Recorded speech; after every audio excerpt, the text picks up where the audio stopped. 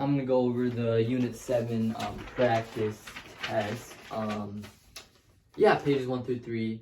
I'm gonna try not to explain too much because I know some people don't like the longer videos. But if you do have any questions or if I did get anything wrong, just let me know. And I'll be happy to explain further or fix my mistake. Yeah, try it on your own first too. I don't want you to like lose an opportunity to practice. This was me doing it earlier than it takes, so let me erase that. Let's just start with the first one. We have this stone. That's way too big. We have this stone. It's gonna have a mass of little m, and it's wrapped around this pulley. And we'll add that little actual pulley too. And then what we're gonna say is this has a big mass m, and then the I is equal to 1/2 mr squared. And we just have to derive an equation for the height. So it's like initially moving this way, right? It has this initial omega initial, it has this upwards v, and then it's gonna stop and then slow down. Because the k and k rod convert into ug. Let's draw the FBDs real quick because that's what it's asking. So if we have the wheel here and we have this stone. So I think a lot of us, I know I was when I did this one, we're kind of tempted to draw this FG, and then we want to draw, because it's moving upwards, we got to draw a bigger FT. But just remember, forces don't determine velocity, they determine acceleration, right? It's already moving upwards. We need a net force down to slow it down and accelerate it downwards. So we got to draw a small FT, and then equal opposite FT, and then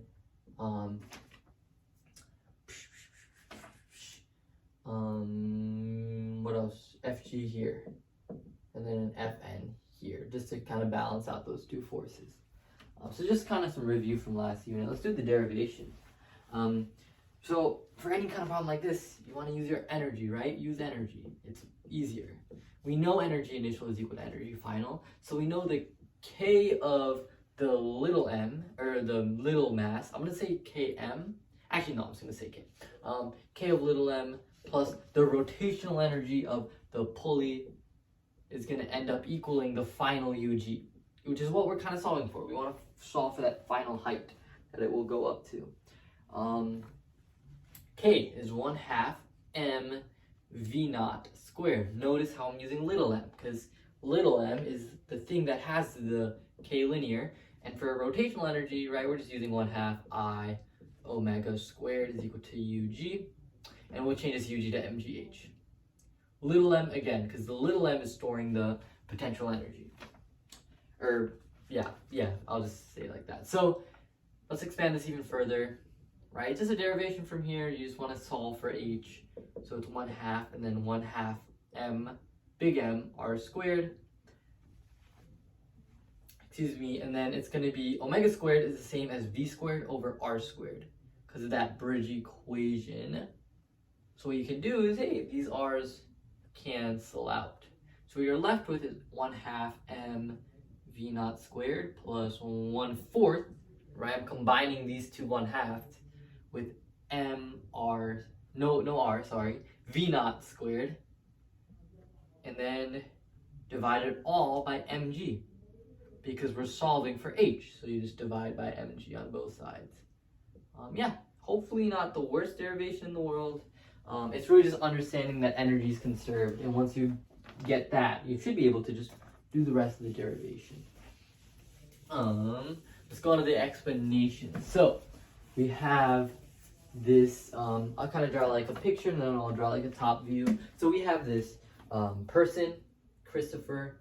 He's on a turntable and he's like standing, if this is our axis of rotation, he's like standing right, where's he standing? Right here, like sort of halfway in between. The whole system's already spinning this way, clockwise. Doesn't say that, but I'm just gonna assume because it doesn't matter actually.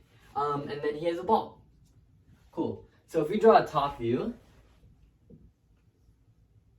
then we have the center of mass, we have the person, I'll kind of draw like a smiley face, and then there's the ball. What he's gonna do is while he's spinning this way is just throw the ball with a force, and we got to figure out what happens to the angular momentum. And it's in the same direction, tangent to the circle with the velocity too. What happens to the angular momentum? Well, for the whole system, the Christopher ball merry-go-round system, there is no net torque, right? It's all internal, so no net torque means angular momentum is conserved, so there's no change in angular momentum. For just Christopher and the merry-go-round, the ball is now external to the system. And remember Newton's third law. This Christopher is gonna exert a force on the ball, and that, I don't have another color, but then that ball is gonna exert another force back. And that's external, so that's gonna be an F net on the system, and a force on the system, and then that force is gonna generate a torque, right? It's gonna cause a torque this way, sort of opposite to omega. So it's going to be like a negative torque, you can think of it, right? Opposite direction. And you're going to lose angular momentum, so it's going to decrease. And that makes sense, right? Because if, when it comes to explaining these kind of things, if this is one system, it has angular momentum this way, so when you throw it, if that has more angular momentum, you lose angular momentum. So that's how you can think about it in terms of one system. But yeah, I think it's kind of just easier to think about it like this as well. Let's just go on to the next one. Hopefully I'm not going too fast. I think I am, but it's okay. You guys just ask me if you have questions. Let's go on to this door, which is going to be 1.2 meters long, and there's a bullet being fired right in the middle. You can read all the information about the mass, right? 15 kilograms, all that good stuff. 2.23 kilograms because it's 230 grams. And yeah, you got to figure out what is the angular speed after the bullet sort of lodges into the door and starts rotating. So let's think about this, right? We have L initial, that's just the initial angular momentum, is the final angular momentum for the whole system because there's no net torque. So the initial momentum of the point mass, or the bullet, so I'll say like bullet, is going to equal the final momentum of the bullet plus the final momentum of the door. So L naught B is just the same as I times B. So let's say like I, B times, sorry, this is a point mass. What am I doing? It's a point mass, so we can just use M, MB times V, we'll say like V naught, times the R, the distance from the axis of rotation.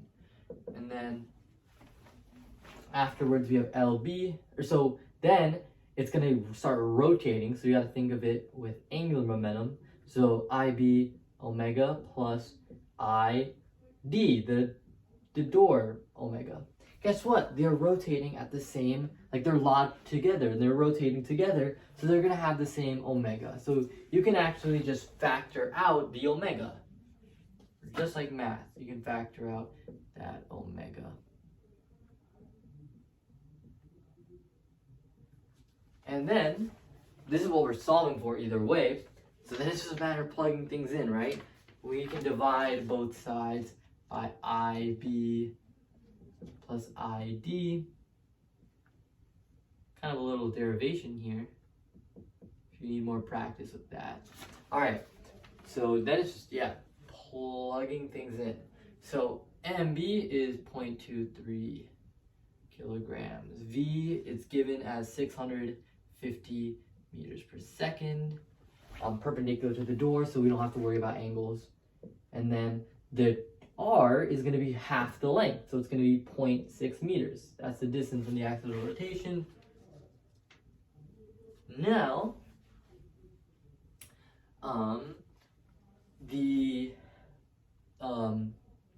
what was I going to say? The eye of the bullet, it's going to be a point mass sort of circling around, so it's going to be mr squared, so 0.23 kilograms, still that 0.6 meters because it's staying in that same spot squared, plus your 1/3, because the equation is 1/3 ml squared for the door. So 1/3 m, which is 15 kilograms, and then 1.2 meters squared.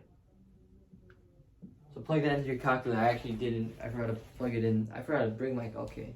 And I have to use my phone, and I don't like this phone calculator. But yeah, you should get, you know, some number like, give me 1 second. I'm sorry. Times 650 times 0.6. I was gonna write notes for myself because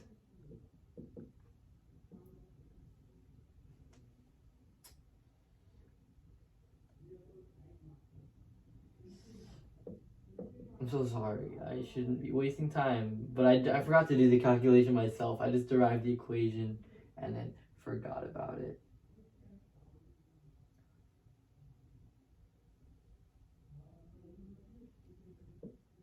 Okay, and then it's just a matter of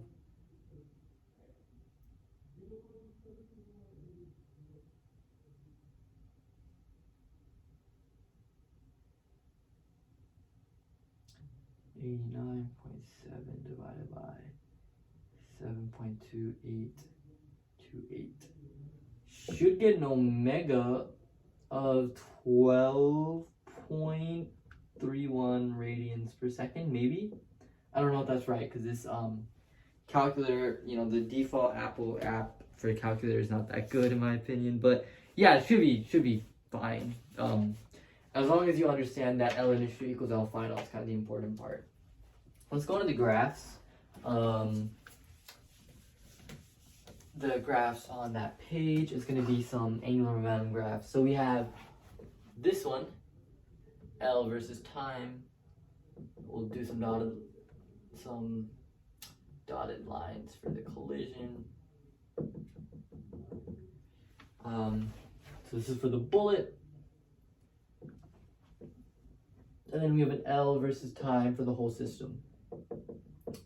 And then where it says like explain the concepts, well, that's what I'm going to do while I, kind of do these graphs.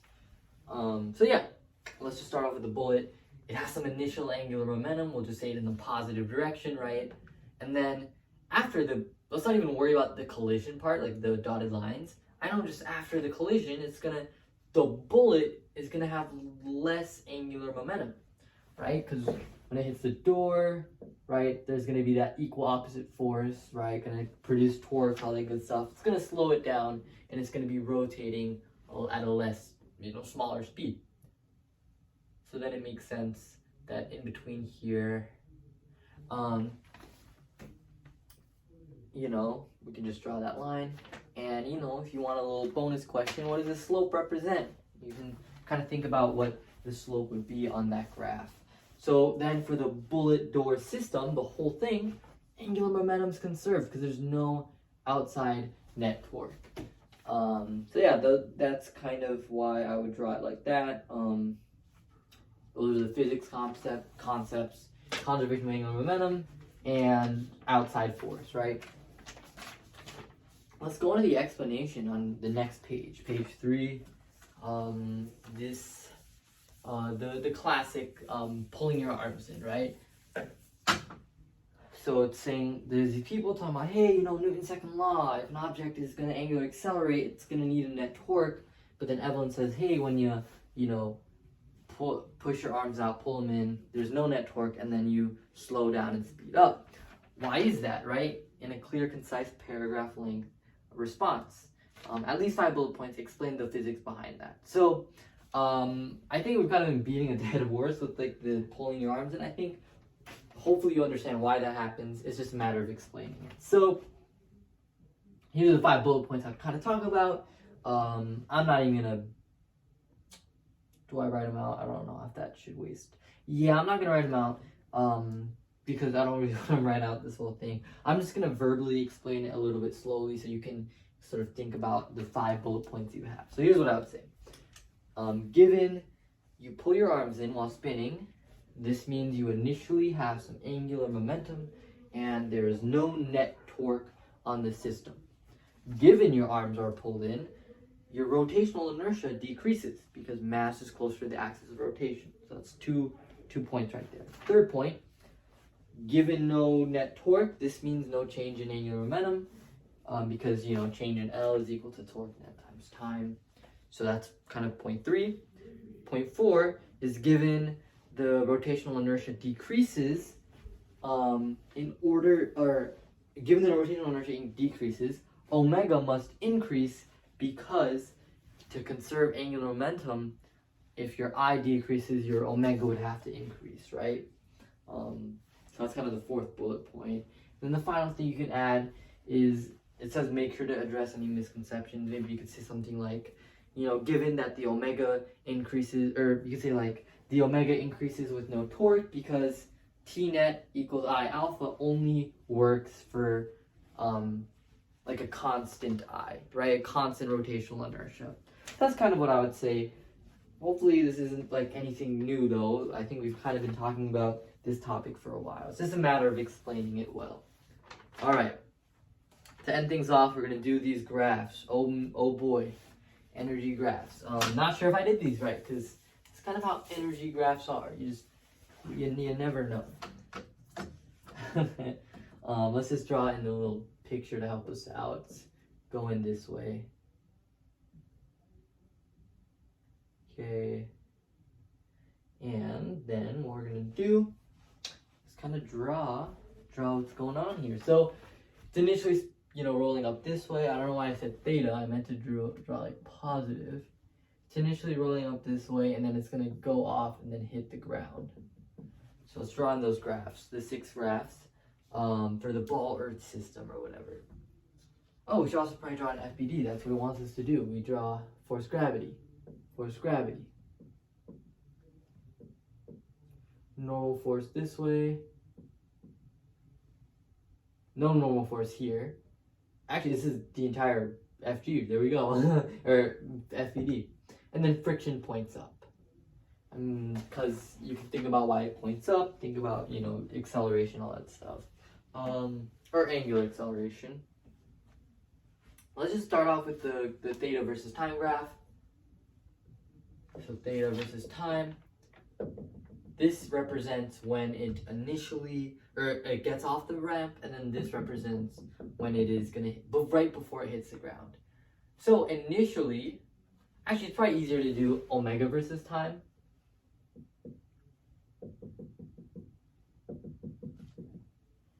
And we should probably actually do it like this. No, we don't need that yet. And I'm also gonna get rid of this. Okay. So for omega versus time, it initially has some positive angular velocity. We'll say this way is positive, and then it's gonna start slowing down until this point. So it's gonna start slowing down, constant sort of change or constant rate, and then after that point, the angular velocity stays the same. This is after it hits the ground, but while it's going through the air, it's going to keep that same angular velocity, and it's the same. And then you can use that graph to draw your theta versus time. We know initially there's a high omega, so you have to draw like a high slope, and then it's going to start sort of slowing down, and then it's going to keep that constant velocity. So it's going to keep that constant slope, because remember, slope is omega on this graph. All right, let's go on to alpha versus time. Hopefully this isn't anything too crazy. We're just graphing the slope here, right? Because the slope here is alpha. So it has a negative slope. That means it has negative alpha. And then in the air, there's no alpha. It's not changing its angular speed. So yeah, there's no alpha there. So I think these bottom 3 graphs, these bottom 3 graphs are kind of the energy ones. Let's start off with the easy one. E total, the total energy over time. Guess what? Throughout the entire time, it's conserved. Boom, there you go, right? It's not gonna ever change, because for the whole system, there's no outside work, or there's no work being done, no outside force to do work. So now, let's do K versus time. Remember, it's with time. This one's a little funky. It initially has some K, and then I know that at at sort of the projectile. So if you're at the very top, right, as it launches off, at the very top, it's going to have its minimum K. It's still going to have K because it's moving at the top, but it's going to be like the minimum amount. And then right before it hits, is it going to have the same K? No. It's not going to have the same K it initially started with because of rotation, and we'll talk about that. But the idea is that it's going to lose some energy, and it's going to curve like that. And that's how I would draw it curved, because I know that if we were to draw like the motion map as it goes up the ramp, if each vector was 1 second, in this second it's going up a lot, so it loses a lot of UG, or it loses a lot of K because it gains a lot of UG. But then here it doesn't lose as much UG, and then here it barely loses any UG, it barely gains any UG. I'm kind of tired today, so I'm messing stuff up, my fault. But yeah, it's gonna kind of curve like that, and I can explain that further if you need.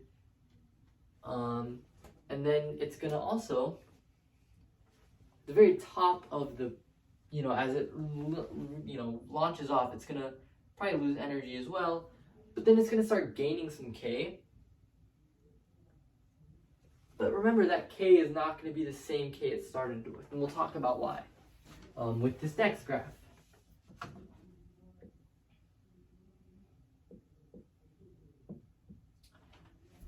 So with this next graph, basically, it's K rotational. It initially starts off with some K rotational, like maybe like here, we'll just say for now. And then same idea, it's gonna lose that K rotational at that sort of curve, this very similar curve as well. And then what's gonna happen is, hey, it stays the exact same after that. So that's why this final K never reaches back its initial K, because as it's sort of going up, the rotation, there's rotation now. So it's like, wait, but is that how it works?